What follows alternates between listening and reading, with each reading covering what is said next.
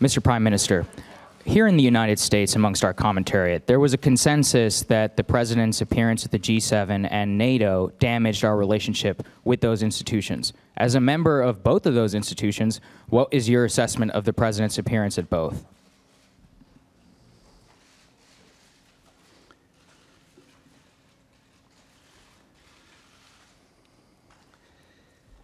Sia il G7 both the G7 and NATO, we had a very fruitful exchange of views and opinions and of positions.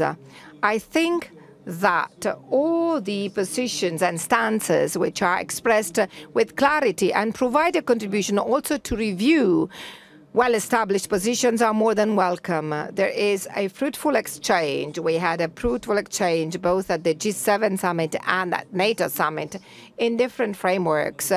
We, for instance, in the framework of G7 summit, we agreed on the need for reforming the WTO, the system of the WTO.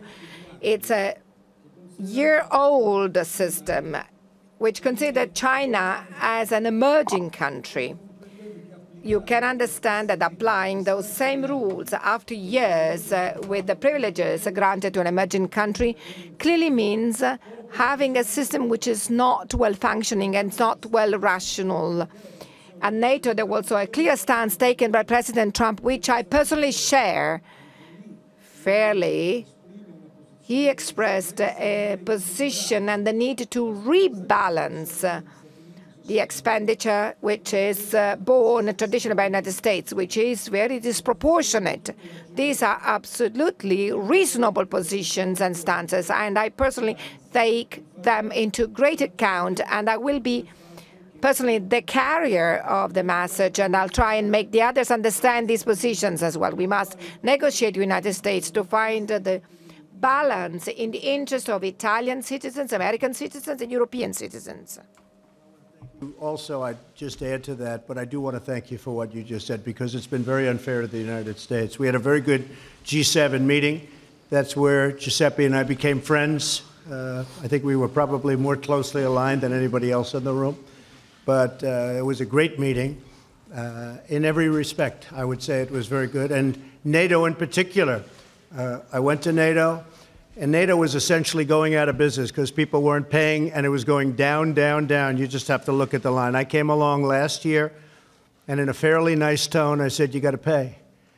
And they paid $44 billion more. And this year, I said it in a little bit stronger tone. And they're paying hundreds of billions of dollars more over the years. And NATO will be strong again. And if you speak to Secretary General Stoltenberg, I think he's the biggest fan of Trump, because he said we couldn't collect money until President Trump came along. And he said last year we collected $44 billion, and this year the money is pouring in. But it's like the Prime Minister said, we really talk about imbalance. We were treated very unfairly. The United States was treated very, very unfairly, because we're shouldering anywhere from 70 to 90% of the cost of NATO. That's not fair. It's not fair, especially when you take Germany, and Germany's paying 1%, a little more than 1%, and they're buying and paying tremendous amounts of money to Russia. So we're supposed to protect countries from Russia, but they're paying Russia billions and billions of dollars for the energy. Not good, not a good situation. And I let it be known. So the bottom line is the NATO countries are now paying a lot more money, and NATO's become a lot stronger because of it. And I appreciate your answer. Thank you.